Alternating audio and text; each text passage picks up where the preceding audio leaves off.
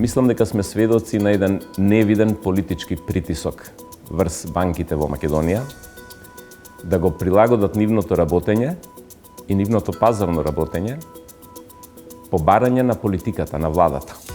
Сметате дека премиерот Мицковски ова го немал во предвид? Имам впечаток дека владата во целина не е доволно се свесна, да не погрешно да не звучи зборот, не е доволно упатена што прави. Македонската перспектива кон Европската унија е уништена и не постои. Мене ми е само нејасно зашто во судскиот совет да не може и адвокатите да учествуваат при изборот на судии и да го даваат својот глас, бидејќи реално ние навистина сме сериозен фактор.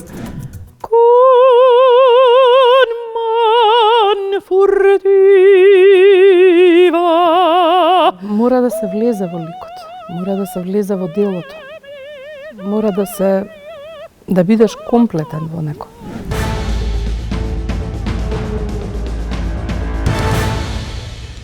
Гледате ново издание на Тренинг, добро вечер. Унгарски чардаш со кредитот од унгарскиот премиер Виктор Орбан. Македонските банки подигаат своји каматни бариери во распределбата на парите од Будимпешта. Тие бараат плюс 3% за камати и трошоци при сервисирањето на кредитната линија од Унгарија. Професорот Никола Поповски, екс-министер за финансии, поранешен спикер на собранието, гостин во ова издание на Тренинг. Добре дојдете во емисијата, господин Поповски. Добро ве најдов. На почеток, премиерот Мицковски најавува средба со банкарската олигархиска елита. Сметате ли дека Мицковски ќе се спогоди со банкарите во однос на нивните барања? Прво не би се согласил дека се олигархи председателите на управните одбори или членовите на управните одбори на банките. Тоа е многу тежок збор. Тие се, како и сите други во другите дејности, раководители на банките или на индустријски, или на земјоделски, или на градежни компании, во овој случај банки. Од ова што се случува и што го гледаме во последниве 7-8 дена, мислам дека сме сведоци на еден невиден политички притисок врз банките во Македонија да го прилагодат нивното работење и нивното пазарно работење по барање на политиката на владата. Да подсетиме прво, регулацијата на работењето на банките воопште не е во владина надлежност во сите пазарни економии во светот, па и во нашата. И ова е еден еклатантен пример зошто не треба да биде таму. Замислете владата да беше регулатор на односите во банкарскиот систем. Замислете банките, во Македонија има 14 банки, од кои една е државна, развојната, преку која кредитот ќе се реализира.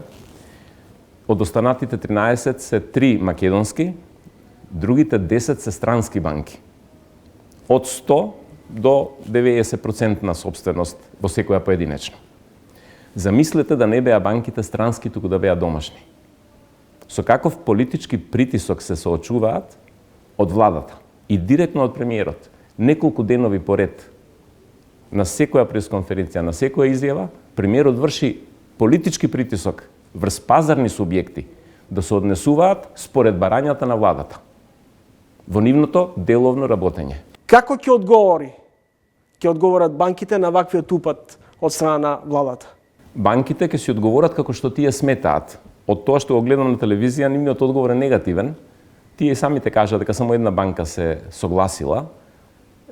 Во нашите кругови се знае која банка се согласила, но ајде да не ја спомнуваме тука. И таа се согласила исто така од политички причини. Пошто е банка ќерка на банка која во домицилната држава е државна банка. И таа од политички причини согласила да ги изгради односите со новата власт, да бидат фер. Иначе да притискате банки со 0% камата да работат со кредити на корпоративен сектор, на предпријатија, па јас можам без многу размислување да ви кажам одма 3 причини зашто е тоа невозможно. Еве да речеме една банка ќе се одобрат 50 милиони од тие средства. И да речеме дека она ќе ги за нив ќе конкурираат 150 фирми да подигнат по 2 милиони. Кој ќе ги обработува кредитните барања? Има таму кредитни референти што имаат плати. Има банката трошоци. Оперативни трошоци, тековни трошоци. плати за вработените, за кого тие, значи не се зборува овде за заработки на банките. Ке треба да ги обработуваат со недели, со месеци вработените тие кредитни барања. Второ, на чиј товар ќе биде погрешното кредитирање. Знаеме дека односите се изградени така што Развојната банка ги дава на банките, а банките одговараат со целиот свој потенцијал пред Развојната банка. Ако некој не го врати на банката, банката ќе си го врати на Развојна банка од другите средства. Знаете чии се другите средства? Во нашиот банкарски систем активата вкупна на банкарскиот сектор е околу 12 милиарди евра. Од кои 10-15% се средства на банките, односно на акционерите, и другите 85-90% се депозити на граѓаните и на компаниите. Банките работат со нашите депозити. И сега ние ги притискаме они бесплатно да работат и да го сносат ризикот ако некој кредит пропадне од нашите депозитни средства 90% да се покрие тој губиток. Банките трето имаат ризик во работењето. Како може они сето тоа да го владата пренемагне и да бара од нив да работат на тие принципи? Ја сум малце шокиран, искрено да ви кажам. Како се случуваат вакви финансиски аранжмани во контекст на договорот со Будимпешта и подигнувањето на кредитот, без претходно, например, да има диалог или консултација со домашните банки? Значи, кредитот од Будимпешта е договорен очигледно сега веќе тајно пред изборите и не е дел од изборната кампања во која тоа се соопштува. Од причини што си ги знаат тие што го договарале, во овој случај владата. Тој кредит 500 милиони е сега повлечен веќе, од кои 250 се чуваат за општините, што е исто така еден безпреседан однос во македонските односи финански со странство, можеме да кажеме после зошто. Вторите 250 преку Развојната банка ќе се насочат преку деловните банки до крајните потрошувачи, за кои државата одредува рокови, 15 години, банките со такви рокови не работат. Прво, супервизорот на нивното работење ќе им ги оцени дека се тие недоволно функционални. Кој знае од сега компанија во идните 15 години колку ќе биде моќна да ги враќа тие пари. Второ, ги притискаат да бидат со каматни стапки што се за банките нула, значи тие да работат бесплатно, да не го сносат ризикот тие што ги даваат парите од Развојна банка, туку и од државата, туку комерцијалните, деловните банки да го сносат ризикот. Еве да речеме една банка даде 100 милиони од унгарските пари и ги распредели на 33 кредити по 3 милиони. И замислете, еден само не се реализира. Па тие и каматите што ги наплатат 3% што ги бараат, ќе им биде на нула работењето. А замислете, со нула камата. Зашто ако сега се прекрши на овој начин, може да се продолжи да се прекршува во другите сектори. Што значи дека би стало, може да стане и пракса? Па може да стане пракса. Политичкиот притисок да стане пракса. Ако гледате што се случува во Америка. Трамп победи со ветување дека сака да ги одземе делумно ингеренциите на нивната централна банка, која се вика ФЕД, да има делумно и председателот влијание. Значи да се одземе независноста во функционирањето на монетарниот и на банкарскиот систем. Кој ќе биде следниот? Системот на осигурителните компании, па оние градежници што имаат најголем профит, па оние трговци што имаат најголем... Какво е тоа работење во пазарна економија? Првата реченица во сите извештаи на Европската унија за Македонија е: не постои функционална пазарна економија. Значи не вика не постои пазарна, туку не функционална, значи не функционира пазарната економија. Сметате дека премиерот Мицковски ова го немал во предвид? Со ваквата одлука да се влезе на директно соочување со банките, со понуда, со барање до нив? Имам впечаток дека владата во целина не е доволно се свесна, да не погрешно да не звучи зборот, не е доволно упатена што прави. Не е доволно упатена што прави. Дали граѓаните ќе плаќаат цената на... Па нема да ја платат граѓаните директно, граѓаните си плаќаат даноци. Ние плаќаме даноци. Ке си ги платиме каматите. 15 години по 32 милиони годишно, така, толку камата ќе платиме на унгарската банка во овие 15 години. Не знам колку е грејс периодот, дали за него се плаќа камата или не. Во Македонија, дозволете ова да го кажам, Во Македонија херои станаат тие што ја задолжуваат за државата. Значи, во Македонија пирамидата се врти на глава да застане. Јас гледам во јавноста, експерти, мои колеги професори и други предупредуваат на опасностите од вакви ад хок задолжувања за потрошувачки кои се класична потрошувачка. Но тие се потиснати во јавноста дека тие се против Македонија. А хероите на Македонија се тие што ја задолжуваат Македонија со 1 милиарда. Па ефтин бил кредитот. Нема ефтин кредит. Господин Чомовски, не се во прашање каматите. Во прашање е милиардата што се повлекува. Таа ќе треба да се врати, плюс каматите. Од каде ќе ја вратиме милиардата е прашањето. Била ефтина, па и бесплатно да ви ја дадат. 250 милиони од во општините. Ги слушате вие овие владени конференции што ги пренесуваат и општините кои конкурираат за тие 250 милиони преку своји проекти, за што ги трошат? За тротоари, мегапарк во Скопје, една општина, мегапарк, тротоари, канализациони цевки, ќе поправаат кровови и културни домови. Ако јавниот долг продолжи натаму да биде висок, како што е и во моментот, а проценките се дека тој не може туку така да падне, а буџетскиот дефицит е исто така голем, дали ние имаме концепт и знаеме како ќе се сервисираат долговите веќе од идната година? Мислам дека немаме. Еве, сега е 63, нешто, дефицитот во идната година е...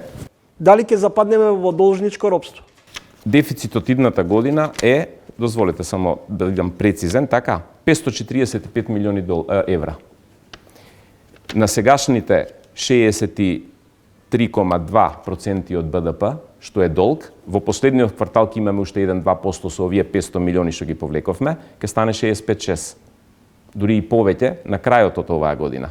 И додадете 3% од идната година или 4%, идната година ќе ја завршиме близу до 70% јавен долг и веќе во 2026 ќе го надминеме 70%. Тоа за Македонија е неодржливо. Јас често слушам ваши колеги, често слушам, за жал, и стручни лица, експерти, кои викаат ја поминавме психолошката граница од 60%. Кој воопште ви тврди дека е тоа психолошка граница? Тоа не е психолошка граница, тоа е економска граница. Тоа е сериозна економска граница на ниво на задолженост на една земја, над 60%. Особено земји со среден доход како што сме ние. Тоа не е психолошка, као психолошки имаме проблем, иначе редовно ќе се отплаќаме и се. Ќе ги отплаќаме, но тоа ќе има товар врз економијата. Ќе ги отплаќате, ама ќе нема за нешто друго. Ќе кратите од нешто трето. Професоре, според вашите како вие мислите, оценки и предвидувања, 70% од БДП ќе ни дојде јавниот долг, а БДП ни е 5-16 милиарди евра. Тоа се 10-11 милиарди евра долг. По 5% пола милиарда, да повторам, годишни камати. Па тие пола милиарда треба да се одземат од потрошувачката. Според овие ваши предвидувања и оценки, ние запаѓаме во должничко робство. Робство се уште не, но криза. Ако продолжиме вака, ќе западнеме во должничко робство. Ние не можеме веќе да се вратиме од ова. Министерката Димитриевска Кочовска ни дала рече, во буџетот имаме суфицит и помало задолжување на домашниот пазар од планираното. Крајот на годината може да го завршиме со понизок дефицит. Има тековен суфицит во моментот. Денес и утре, кога го кажува тоа, иначе ќе завршиме со дефицит. Тој е проектиран во буџетот. Освен ако не реализираат нешто. Господин Поповски, со промената на и всушност со доаѓањето на новата американска администрација и изборот на Доналд Трамп за нов американски претседател, дел од упатените велат дека Европа треба да се подготвуваат за нова трговска војна. Како вие гледате на овие предупредувања? Па не се предупредувања, тоа е реалноста. Значи Трамп, видите, например, во Македонија се случи да победат партиите сега што се на власт и утре дента премиерот да соопшти ќе земам кредит од 1 милиарда. Договорен ми е, а не беше соопштен во кампањата. Што е ниво на нефер односи. Во Америка не се случува дека Трамп и неговата администрација ќе воведе сега, они ги викаат тарифи се работи за царини, па ке нас ги преведуваат постојано тарифи, царина се работи. На нешто што тој не го најавил, тој најави дека царинските стапки ќе ги зголеми за 10 до 20%, вклучувајќи и за држави од околината на Америка, што до вчера беа во една трговска регионална зона, нафта, например, Мексико. За Мексико ги најавува колите дека ќе ги зголеми. За најголем дел од европскиот извоз, за најголем дел од кинескиот извоз. Видете, Трамп во првиот мандат стави крај покрај некои објективни околности, ковид и така натаму, на глобализацијските процеси во светот. Значи, почна да ја затвара најважната економија во светот во себе и да ја обкружува со трговски, царински и други бариери наспроти другите кои станаа попродуктивни од неа. Професор Никола Поповски, гостин во емисијата. Ќе се префрлиме малку на политичките случувања во земјата. Ескалираат односите Мицковски Ахмети. Повод е законот за употреба на јазиците. Претходно Уставниот суд го укина балансерот. Колку се реални предупредувањата од можна дестабилизација на државата? Не верувам дека е можна дестабилизација. Мислам дека и двете политички страни што ги именувате го користат пред своите гласачи за своји политички цели. Ние сме колку 10 месеци пред избори локални. Тие се локални избори, нема да се избираат министри, премиери, парламенти, но ќе се изберат градоначалници кои ќе отсликаат каде отклонуваат гласачите што се врзани за овие партии кои викаат вие дестабилизирате, овие вика не вие дестабилизирате. Ќе се видат. Да речеме, ако на локални избори ДУИ значително го подобри својот скор во однос на вреди од мај 24-та, тоа е јасен знак дека албанските гласачи сметаат дека процесите одат во погрешна насока. Пошто ДУИ сега е раководител, односно гласноговорник на таа погрешна насока, така. Ако не се случи, значи дека ДУИ, условно кажано, чука на отворена врата. И обратно. На другава страна, веројатно, конкурентноста е намалена. Значи, немаме, од другава страна, СДСМ се уште ќе се бави со внатрешни проблеми, уште, веројатно, доволно долго, за да биде цврста во секоја смисла, за да се спротистави на ВМРО со довербата што има сега. И од тука мислам дека до изборите ќе биде поттивко, особено што на пролет, сега веќе ќе почне, па после ќе видиме на изборите кој бил во право. Иначе ова во однос со балансерот што го кажувате, јас сум еден од оние кои учествуваше во креирањето на рамковниот договор, од кој што произлегува уставните амандмани, кои 4 партии тогаш ги прифативме со тромесечно договарање со многу детали. До детали и уставните амандмани и законите пропишани беа се во рамковниот договор, после парламентот со мали измени ги. Ја не можам да сватам како после 22 години ние се уште разговараме дека пропорционалното учество на сите етнички заедници во Македонија во државните органи на власта треба да ги врамуваме со закони кои можат, кои не можат да се донесат. Многу е поедноставна работата. Коалицијата што е сега на власт и претходната и пред и така натаму, треба да седнат и да речат во одбраната колку имаме проценти на албанци? 16%. Пример. Треба да се зголема до 23-4-5, колку што се. И што има тука за тоа да се носат закони? Тоа е дел од политиката што треба да ја спроведуваат. Недела премиерот Мицковски рече дека дека ова е тој начело на оваа влада ќе ги брани националните интереси, а во контекст на договорот и можната разврска на релација Скопје-Софија. Сметате дека ќе обстои на тој тврд став на непопустливост и што ќе значи една ваква политика од надворешна политичка гледна точка? Сакаме воју, меѓутоа не по секоја цена.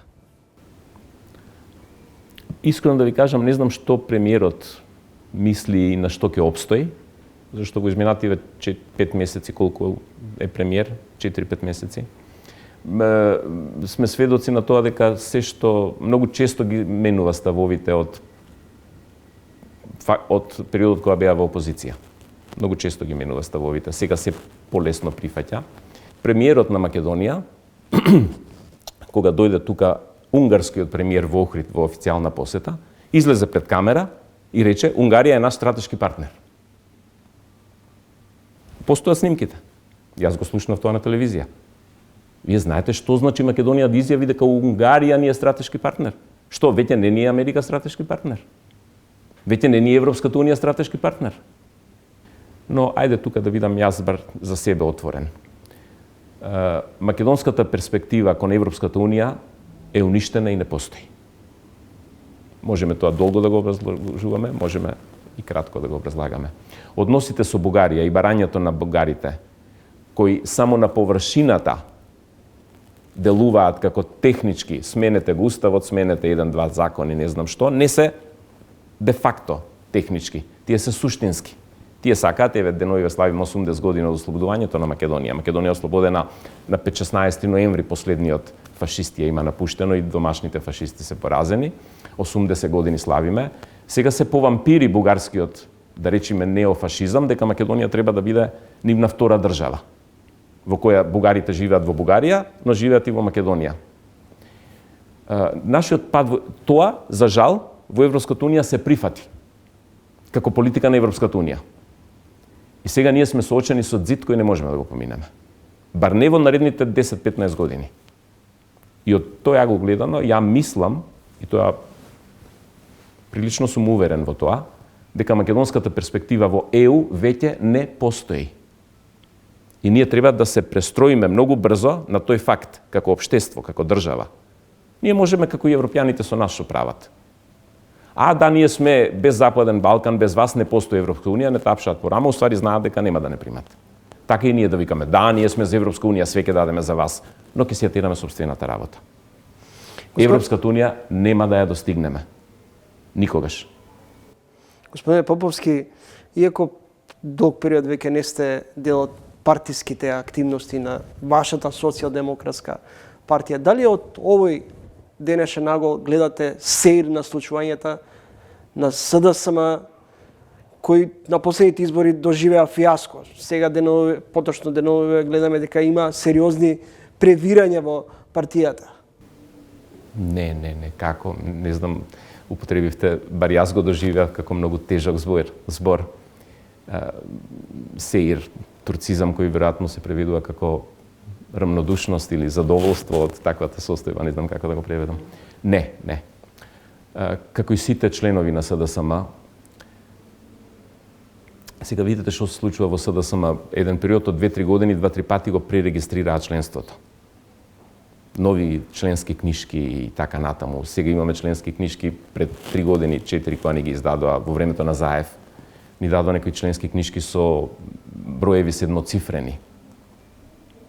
Значи, не знаете ни дали имате некоја книжка со од почетокот или сега повторно го пререгистрираат. Ја мислам дека и они веќе го изгубиат членството да знаат што име, особено со случувањата со ЗНАМ. Мене не ми е сеедно од 3 причини. Прво сум еден од оние кои основале таа партија во 91 година. Долго години бев висок функционер на СДСМ и во името на СДСМ гласан, избирани високи државни позиции и воопште не ми е сеедно, но не можам да влијам на тоа. Таму веќе се сменија 3-4 генерации од мојата политичка генерација, не биолошка генерација. Второ, Македонија изгуби опозиција. Значи, парламент во која најбројната македонска опозиција е со 15 седишта во парламентот е ужасно лошо за македонската политичка сцена. И трето, Македонија изгуби односно во изборна смисла, изгуби една добра, стабилна, лева, граѓанско ориентирана партија. Таа треба да се допрва преструктура, да се врати, ако се врати на тоа. И воопште не ми е седно и заради партијата, а уште повеќе заради Македонија. На Македонија и треба овде балансер. Господин Поповски, благодарам за гостувањето. Благодарам за поканата. Никола Поповски, универзитетски професор, екс-министер за финансии и поранешен спикер на Собранието.